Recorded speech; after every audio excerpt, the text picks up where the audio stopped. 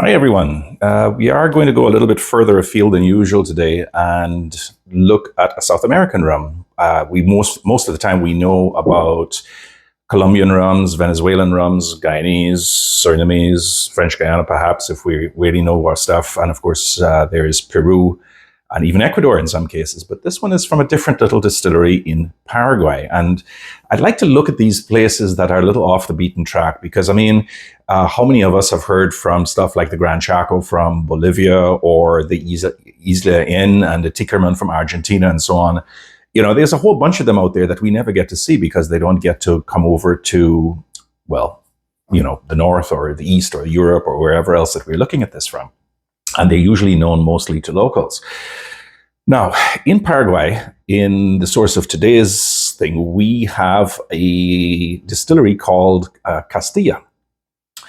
And they have a brand called Fortin. And I did actually try a Fortin rum from there, about 5 years ago. And it didn't really impress me that much, but it was called the Heroica and it had a very interesting backstory. And for the sake of this review, I'm going to leave the historical stuff and everything else for when we finish the review itself. Now, the production notes of this rum. First of all, it is actually an independent bottling from La Maison du Rhum, which is the brand of the French distributor Dugas. And the production notes are a little bit interesting in the sense that it is made from sugarcane juice or honey, rendered sugarcane juice, right? Which is then fermented for 72 hours using wild yeast. It's then column distilled and then aged in American ex-bourbon barrels. And it is also given a few months aging, not quite sure how much, in Fino casks. So it seems reasonable to suppose it's been double aged in Paraguay and a little bit in Europe. And the outturn is nearly 4,000 bottles. It is actually mentioned on the bottle. Unfortunately, all I have is samples, so I have to put a picture of the bottle up on the show notes. I think it's probably been a little bit of double aged, but I could be wrong about that because Fortin actually does do finishing in and of themselves as well in their location for stuff that they sell locally. The thing is, though, this rum was 13 years old. I think it came out a couple of years ago and released at a middling 45%. And it is called batch number 3. So as of early 2026, when I did my research on this thing, they're up to batch number 6. And, all of them are bottled at different ABVs, 42%, 43%, 45%, and so on. Now, indie bottlings do tend to have slightly better reputation. Their quality control is somewhat better. Their disclosure is absolutely top notch most of the time, and they kind of like tell you more than many of the actual distillers do, right? That unfortunately is really not enough to save this, at least not from the sort of palates that I'm addressing this to. Okay, so at 45%, it's really kind of nice. It's dusty, it's rather dry. The sherry influence certainly does help with that, and it does have that nice little fruity aromas to it. The initial notes are cardboard, a little bit of straw, it's some damp tobacco, and then, of course, you've got all the necessaries of vanilla, cinnamon, honey, all the charred, ashy notes, and so on. There's actually a little bit of glue in here as well. As well as salted caramel, and there is actually a little bit of citrus too, which is really kind of nice. It's a little bit bland though. I mean, haven't we had this before many times? It doesn't actually strain the edges of what we're used to, and if you're looking for terroir, this is really not the place to go for it. And if you're looking for an agricole, as I've mentioned before, you're not going to find that either. The taste, you're not going to get very much more on the taste. The nose is what it is. The taste is more of the same. The dryness persists. There's some grapes, the mangoes or pineapples and so on. Hints, those are back again. And beyond that, it's all very much standard and what you're used to. So, it's a barrel-aged rum, 13 years old, which is kind of neat. But, caramel, toffee, some coffee grounds, wet ashes, honey, cinnamon, some mild cigar smoke, which is nice. The finish is kind of unenthusiastic. It's kind of quick, and it's all very quite straightforward. And as a sipping rum, it certainly wastes no time and does it really well. But at 45%, even then, it's really nothing special. And as I've noticed before, any rum based on sugarcane juice, whether it's actual or rendered down, it loses some of the connection to the terroir with prolonged barrel aging, and that's exactly what happens here. 13 years, yeah, it's a good rum for what it is, but over and beyond that, you kind of ask yourself, well, what is the selling point of this thing? Is it, is it the exotic location? Is it the bottler? The fact that we're being asked to take stuff from an independent bottler on faith? It's kind of tough to call on this one. The original Heroica, which was the only other Fortin rum from Paraguay that I've tried, and that was actually made at the distillery, that was bottled at 40%, and that more or less failed, and for the same reasons. And perhaps I was generous with the 79 points that I gave it back in 2020.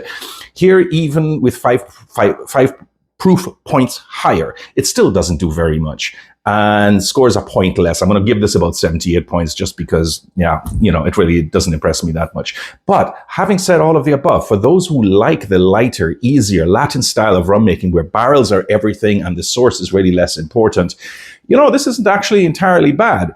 And for anybody who really likes cask strength monsters, with very distinct taste and extraordinarily strong intensity of pungency of flavor, then this probably isn't where you want to go, and you would try it just because, well, you've never tried something from Paraguay before, like the Galapagos we tried not too long ago. It's slickly made, it's nicely labeled, it's got a lot of information, but to me it's just a little bit buggy in execution, and it reminds me a little bit of something like a premature software update, which does nothing in particular and relies on the brand to sell. That's pretty much where this review is. Okay, so I want to tell you a little bit, for those who want that, that's enough, and everything else after here is pretty much just history, right? So Paraguay is one of the two landlocked nations in South America and is something of a newcomer to the international rum scene, and there's a reason for that.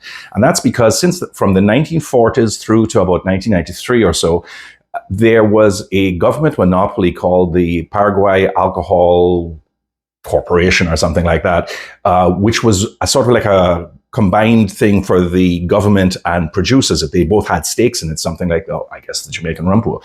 But although officially this was to rationalize standards, to assign quotas, to make sure that competition was regulated, prevent tax evasion, and to make sure that everything was on the, like they had a consistent style of make, the truth was it really wasn't that at all. It was mostly to make sure that the commercial elite, right, went into business with the government to share and siphon off whatever revenues alcohol made. And eventually, after Alfredo Stroessner, the last of a series of jefes of the military juntas that ruled Paraguay since the 1930s, he was toppled in 1989.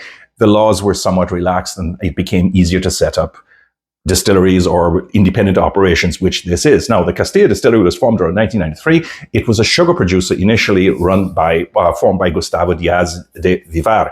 And although it started in Capiate area, that's immediately to the southeast of Asunción, which is the capital, eventually they did move to the place where it is now, which is a small town of Piribebuy.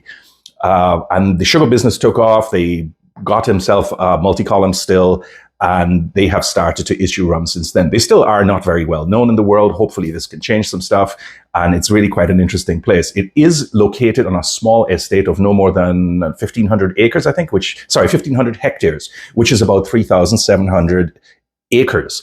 And they grow their own sugarcane, they cut their own sugarcane, it's cultivated according to organic farming principles, which is a good thing, and is apparently manually harvested. So this is something that I imagine Velia is going to come sniffing around sooner or later, because they just love that old-fashioned traditional style of cane growing and rum making, right? So they age in all kinds of barrels. Now, the most common, of course, is American oak, ex-bourbon. Those are probably cheaper, but they do aging or secondary aging, or at least finishing in cognac, sherry, and also local Paraguayan woods like Marcuya. And once that's done, the resultant runs are blended and they form the final product and released under the Fortin label, or perhaps, as has been the case here, sold on to brokers and intermediaries in Europe, for the independent bottling scene. We may see more of these, I hope so. There are actually others out there. Like I said, the La Maison du Rhum has 6 batches out there that they've released so far, and I imagine Fortin will sooner or later start to push exports into Europe and the United States and further east. It's hard to tell at this point in time. That's pretty much all I've got for you today. And I hope you find this interesting. And if you have a comment or you've tried it yourself before and you've got something that you want to add that can enrich this, then by all means, let me know. Otherwise, until the next time, take care of yourselves and have a really, really nice day. Take care, everybody. Bye-bye.